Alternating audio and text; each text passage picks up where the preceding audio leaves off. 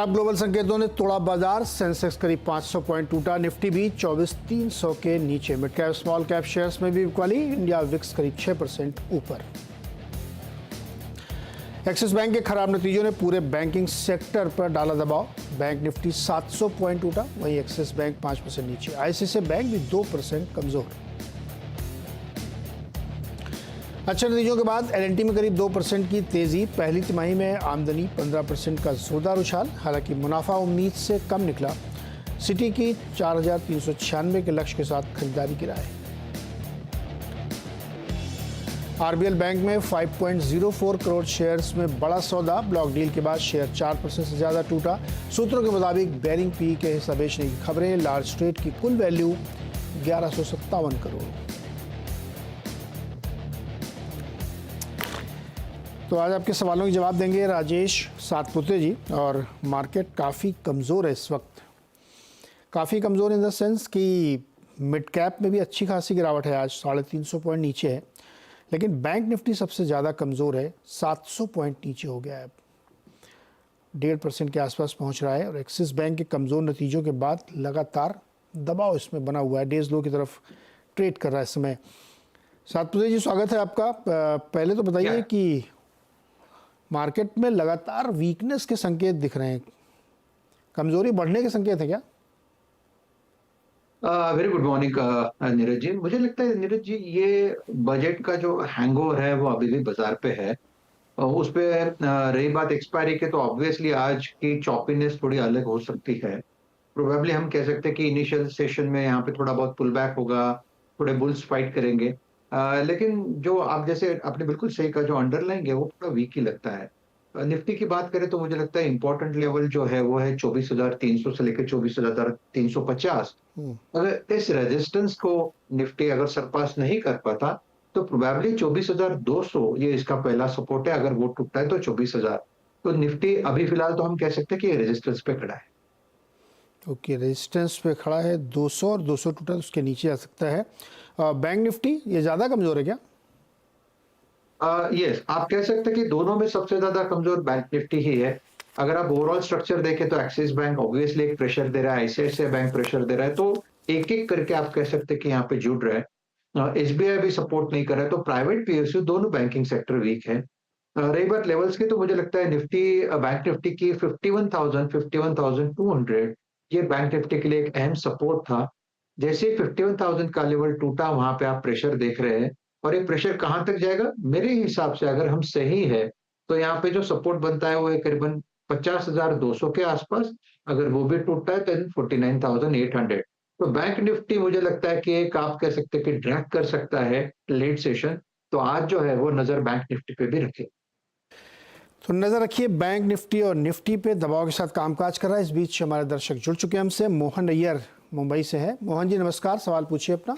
नमस्कार सर जी। मैंने VIP industries 698 के भाव पे एक 8-9 महीने पहले ले रखा है, 350 क्वांटिटी। उसके बाद स्टॉक ना ऊपर जा रहा है, नीचे ही आ रहा है कंटिन्यूअसली। इसका होल्ड करना बेहतर रहेगा या इसको सेल ऑफ करके किसी और में स्विच ओवर करना चाहिए? क्योंकि इसका कॉम्पिटिटिव राइवल जो है सफारी इंडस्ट्रीज, वो तो बढ़िया कर दे जा रहा है। बड़ा नुकसान आपको है काफी बड़ा। हाँ जी। तो नुकसान उठाएंगे अगर बेचना पड़ा तो? तो उसका इक्विवेलेंट अगर है तो ओके कर सकता हूँ। Rajesh ji, VIP industries check करिए भाई, 698 लगभग 700 पे खरीदा और वहां से तगड़ी गिरावट इसमें आ चुकी है। बेच दें, दूसरे में किसी में लगा दें, या इसी में बने रहें? देखिए, मुझे लगता है कि एक फर्स्ट ऑफ ऑल वीआईपी में जो ब्रेकडाउन हुआ था उसके बाद जो करेक्शन है ये अपनी इंपॉर्टेंट पड़ाव पे खड़ा है।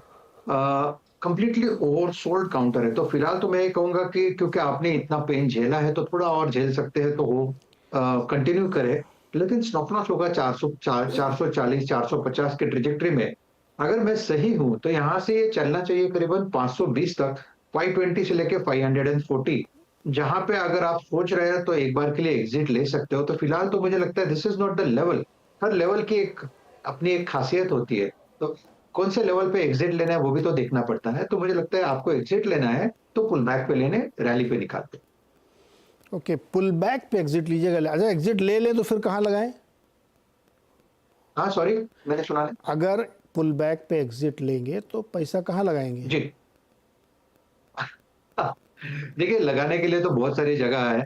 मुझे लगता है कि यहाँ पे फ्रंट लाइन बहुत सारे काउंटर्स है कि जो बढ़िया बढ़िया लग रहा है मुझे। तो I always prefer front line, लेकिन फिलहाल तो मुझे लगता है कि अगर आपको एंट्री करना है तो आईटी स्टॉक्स ठीक लगता है, लेकिन उसमें भी थोड़ा करेक्शन आना जरूरी है। ऐसा नहीं कि बस आपने पैसा लगा दिया।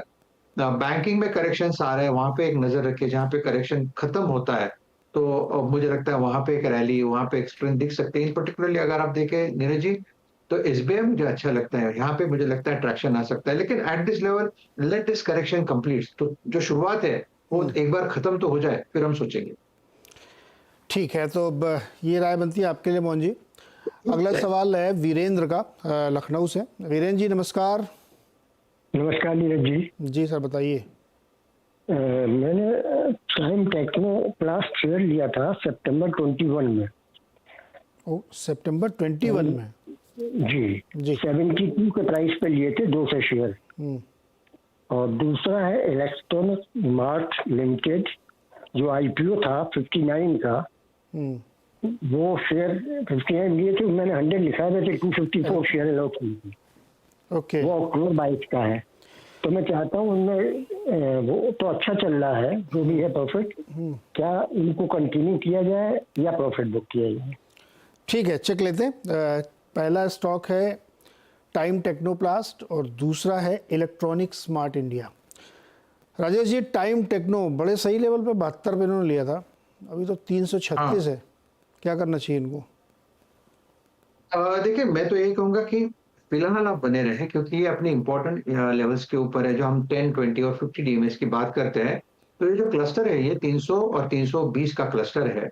तो जब तक इस क्लस्टर के ऊपर मेंटेन है तब तक यहाँ पे तेजी बनी रहेगी। एंड ऑन द कॉन्ट्री मुझे लगता है इसको एक ब्रेकआउट की जरूरत है। ये अगर 350 360 के आसपास अटकता है तो प्रोबेबली आप पार्शियल प्रॉफिट टेकिंग करें, क्योंकि हम सामने बाजार को भी रख रहे हैं। हम एक्सपेक्ट करें कि बाजार थोड़ा बहुत कूल ऑफ होगा। तो अगर ये 350 360 के आसपास अटकता है तो एक बार के लिए प्रॉफिट टेकिंग करें। अगर बाजार भी स्ट्रेंथ को दिखाना शुरू करे और इसमें भी ब्रेकआउट आ जाए, then you can continue your long position. Okay, continue कर सकते हैं। और दूसरा है इलेक्ट्रॉनिक स्मार्ट इंडिया। देखिए 217 पे है। नीरज जी, कितने पे एंट्री थी? मैंने सुना नहीं ठीक से। वीरेंद्र जी, कितने में खरीदा था ये? था 59 पर आईपीओ लिया था, आईपीओ में आया था जी, जी। 59 पर। 59 रुपये में लिया राजेश जी। हाँ, तो इससे क्लियर कट होल्ड फॉर मी, क्योंकि मुझे चार्ट पे तो ऐसी कोई वीकनेस नहीं लगती। ऑन द कॉन्ट्रेरी थोड़ा बहुत यहाँ पे जो करेक्शन हुआ है, देखिए पिछले 10-15 दिनों में करेक्शन हुआ है। नॉट ओनली दिस, मुझे लगता है बहुत सारे काउंटर्स में करेक्शन हुआ है। तो ये जो 250 260 से करेक्ट हुआ, it has landed exactly on it's crucial 200 DMA. तो यहाँ से मुझे लगता है फिर से एक पुल बैक मिलना चाहिए 250 तक। तो फिलहाल तो मैं ये कहूंगा आप होल्ड रखें, स्टॉप लॉस होगा 200 का। 200 के स्टॉप लॉस के साथ इसको होल्ड करिए। बलदेव जी हमारे साथ जुड़ रहे हैं, बलदेव पटेल वडोदरा से। बलदेव जी, आवाज़ आ रही हो तो अपना सवाल पूछिए। हेलो जी, सवाल पूछिए सर। हाँ, गुड मॉर्निंग सर। मेरे पास CESE के 1600 शेयर है, 175 की एवरेज पे लिया है मैंने। ओके, एवरेज है मतलब पहले भी लिया था? हाँ, मतलब 1000 लिया, फिर एवरेज करते करते अभी 175 की एवरेज आई है। Okay, CSC Calcutta electricity supply. Raja ji, 175 पे लिया है, बिल्कुल टॉप पे जाके लिया है। हालांकि 190-91 तक भाव भी इसका गया है, जी। लेकिन क्या लगता है इसमें क्या करना चाहिए? नीरज जी, देखिए 190 से ये अगर आप देखें पिछले 10 दिनों में ये टूटा है। 190 192 के आसपास का टॉप बनाया और वहां से 155 का लो बनाया, जो बजट के दिन मुझे लगता है लगा था। उस दिन तो बहुत सारे काउंटर नीचे में गए थे, लेकिन जिस तरह से इसने रिकवरी दिखाई है, जिस तरह से इसने अपने लेवल्स को रिगेन किया है, स्ट्रेंथ दिखा रहा है, मुझे लगता है कि फिलहाल आप इसमें होल्ड रखें। पर एट द सेम टाइम ये कहूंगा, ये जो सपोर्ट जोन है ये क्या है? 160 से लेके 170 ये इसका सपोर्ट जोन है। अगर इस लेवल को ये मेंटेन करता है तो इसको फिर से इसमें एक मूव मिलेगा जो करीबन 185 से लेके 190 तक का आएगा, जहां पे आपको एक बार के लिए एग्जिट करनी है। क्योंकि अगर आप ओवरऑल पावर सेक्टर देखो, जैसे कि REC है, PFC है, CAC की जो आप बात करें, टाटा पावर, कहीं ना कहीं थोड़ा सा स्लगिशनेस है। तो फिलहाल तो मैं ये कहूंगा होल्ड रखें। स्टॉप लॉस आपका होगा 155 का और सामने 185 190 ये रेंज होगा जहां पे आपको एक बार के लिए एग्जिट लेना। ओके, 190 तक आए तो एग्जिट लेना चाहिए। राजेश कुमार चेनानी मुंबई से जुड़ रहे हैं। राजेश जी नमस्कार। हेलो, हाँ जी, मैं राजेश चेनानी बोल रहा हूँ सर, विलेपाला मुंबई से। जी कैसे है सर? और बारिश बहुत हो रही मैं लग रहा है। पहले तो सर मैं ये कहूँ कि मैं राजेश सतपुते जी का बहुत बड़ा फैन हूँ सर। जितना, और सर आप लोग बहुत कंजूसी करते हो सर, मैं इतना रिक्वेस्ट आता हूँ, बड़ी मुश्किल से आप लोग मुझे मौका देते हो। आज मुझे बड़ी मुश्किल से मौका मिला है आपसे बात करने का। तो मेरा ये है कि सर मैंने 100 शेयर लिए हुए हैं यूबिक कोलोरॉन के 400 के प्राइस में लिए हुए हैं और उसे लेके भी बहुत टाइम हो गया है। ये कहा गया था कि स्टॉक डबल होगा, ट्रिपल होगा, ऐसा एमएनसी कंपनी, बट ये 550 जाके फिर 380 आ जाता है। और दूसरा मेरा सवाल है सर आपसे, Procter and Gamble health care के लिए, वो मैंने 5000 रुपीज में खरीदा हुआ है। 5000 में 20 शेयर लिए हुए हैं, तो उसके बारे में अगर आप मुझे जानकारी दे सकते हैं। और तीसरा मेरा है लिंडे इंडिया। लिंडे इंडिया मैंने लिया हुआ है 3500 में, अब कुछ वो 8000 चल रहा है, तो उसके लिए मैं ये जानना चाहता हूँ कि मैं रख सकता हूँ लिंडे इंडिया या कुछ सेल करूँ। वो मेरे 50 शेयर्स हैं।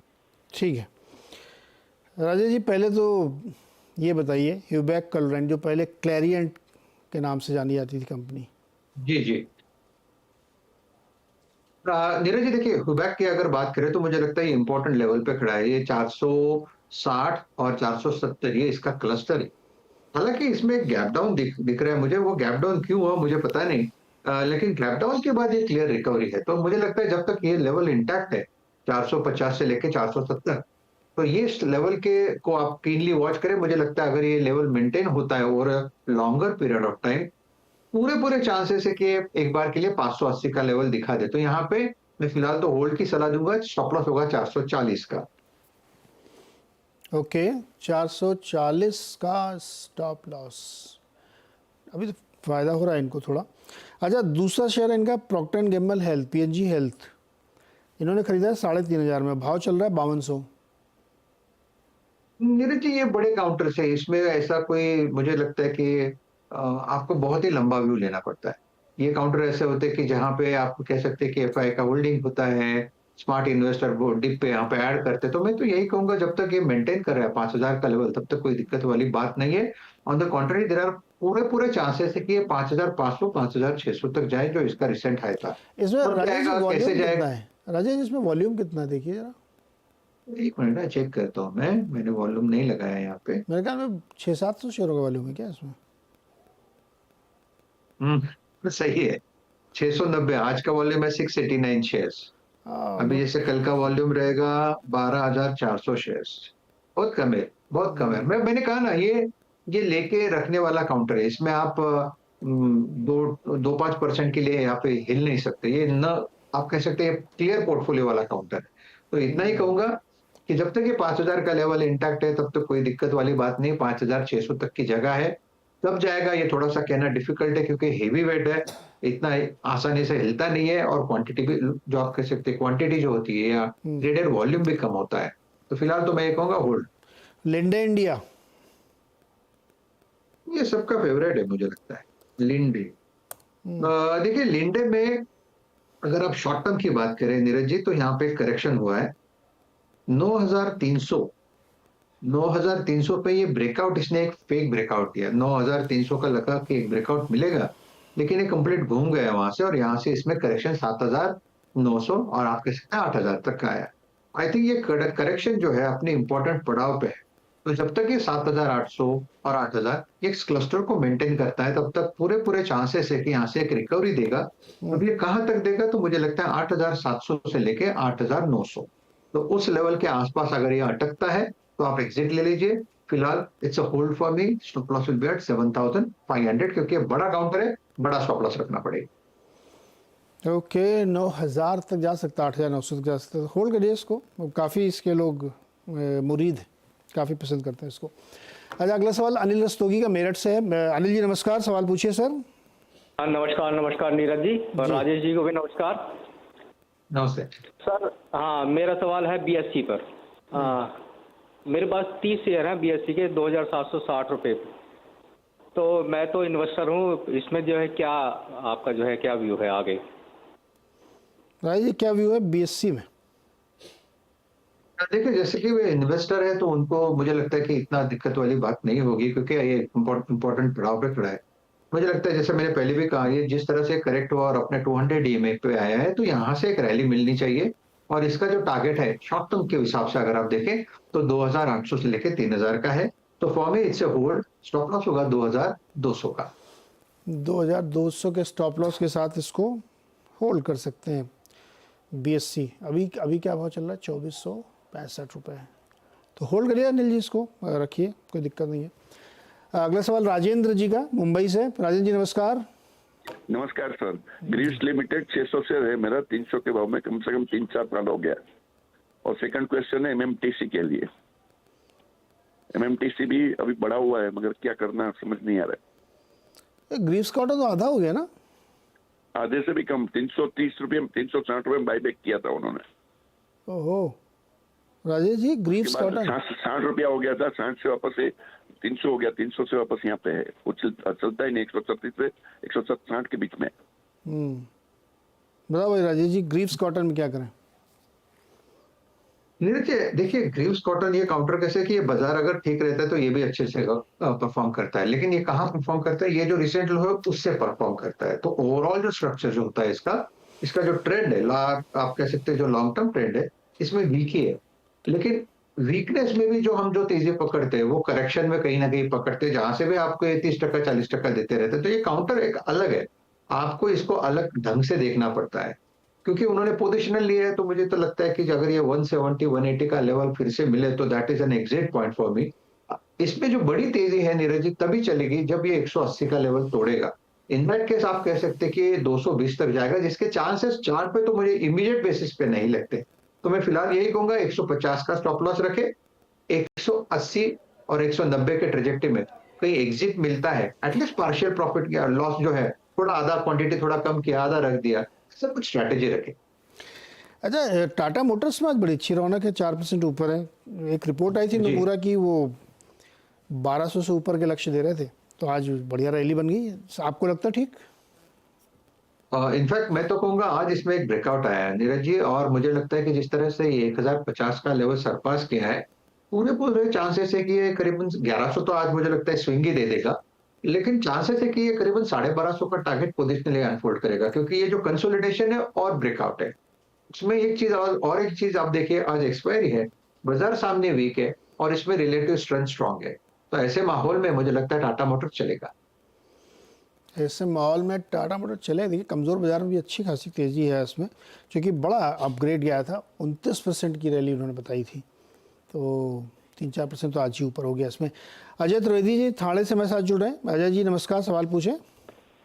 नमस्कार नीरज जी। जी नमस्कार सर। नीरज जी, पहले तो मैं आपको और आपकी टीम को और मेरे सुशील केडिया जी को स्पेशल धन्यवाद कहना चाहूंगा जी, कि उन्होंने एक बीएससी करके एक स्क्रिप्ट दी थी, तो उसमें बहुत अच्छी कमाई हुई। अरे वाह। और मैं अभी, मेरा क्वेश्चन है नेस्को पर है। मैंने 800 में 300 शेयर लिए हुए। और नीरज जी, आपकी इच्छा हो तो मैं एक दूसरा भी सवाल पूछना चाहता हूँ। बताइए ना। सर, मैंने एक जीएम फोर्डलर भी लिए 300 शेयर 1510 में। ओके, नेस्को क्यों लिया? नेस्को क्यों लिया? नेस्को तो सब मैंने उस टाइम पे बोला, इसकी रियलिटी और बहुत अच्छी, ये जो अपने सब कैंपेन सब होते हैं जो, तो उसके हिसाब से मैंने लिया था कि उसकी जगह भी बहुत बड़ी है, उसके पास लैंड बैंक भी बहुत बड़ा है। ओके, तो दोनों ले लेते हैं। राजेश जी पहले नेस्को पे बताइए, 800 पे लिया है, 900 रुपए के ऊपर है इस समय, क्या राय बनती है? नीरज जी देखिए, नेस्को में एक करेक्शन हुआ है। अगर आप इसका डेली चार्ट देखें तो लगता है कि 950 और 1000 के आसपास का एक टॉप बना और वहां से एक घूमा। एट द सेम टाइम अगर आप देखें इसका क्लस्टर कहाँ है, जो हम सपोर्ट की बात करें, तो मुझे लगता है 850 से लेकर 880 ये इसका क्लस्टर है। जो आप देखिए बजट के दिन में इसने इस क्लस्टर को रिस्पेक्ट दिया। अभी हुआ है कि आप इसको किस तरह से देखेंगे। एज ए इन्वेस्टर मैं सोचूंगा कि 850 870 जब तक मेंटेन करता है तब तक मुझे कोई डेंजर नहीं है, मुझे कोई दिक्कत वाली बात नहीं लगती। At the same time breakout कहाँ है, मुझे लगता है ब्रेकआउट जो आएगा वो आएगा 930 के ऊपर। अगर 930 का लेवल सरपास करेगा फिर इसमें एक रैली मिलेगी, इसमें जान आएगी जो करीबन 980 से लेके 1000 तक लेके जाएगा। तो मोटे मुझे लगता है काउंटर बुरा नहीं है, काउंटर अपने इंपॉर्टेंट लेवल पे फिर से होल्ड। ओके, तो नेस्को भी राय बनती है। अगला भी इनको बता दीजिए, जीएमएम फॉडलर 1510 ये पे बहुत जी नहीं नीरज जी, मुझे लगता है ये बेहतरीन काउंटर है। रही बात लेवल्स की, तो मुझे लगता है ये काउंटर ऐसा है कि जहां आपको डिप के लिए वेट करना पड़ेगा। अगर अच्छे डिप आते हैं, लेवल्स आता है, तब जाके आप इसमें एंट्री करें। ऐसा नहीं कि आज मोमेंट है, जैसे कि आज इसमें एक स्ट्रेंथ है तो आप आज नहीं एंट्री करना है, इसमें एंट्री करना है जब करेक्शन आता है 2%, 5%, फिर आपको एक एंट्री पॉइंट मिलेगा। एनीवे, तो यहाँ पे देखिए इसने आज 200 DMA को ब्रेकआउट दिया जो करीबन 1430 के आसपास था। 1465 पे ये चल रहा है। मुझे लगता है इसको अभी एक ब्रेकआउट की जरूरत है, वो है 1480, 1480। 1480 अगर निकलता है, 1480 और 1500 पकड़ो आप ज्यादा से ज्यादा। अगर ये 1500 निकलता है तो नीरज जी यहाँ पे एक जबरदस्त तेजी मिलेगी 1650 तक।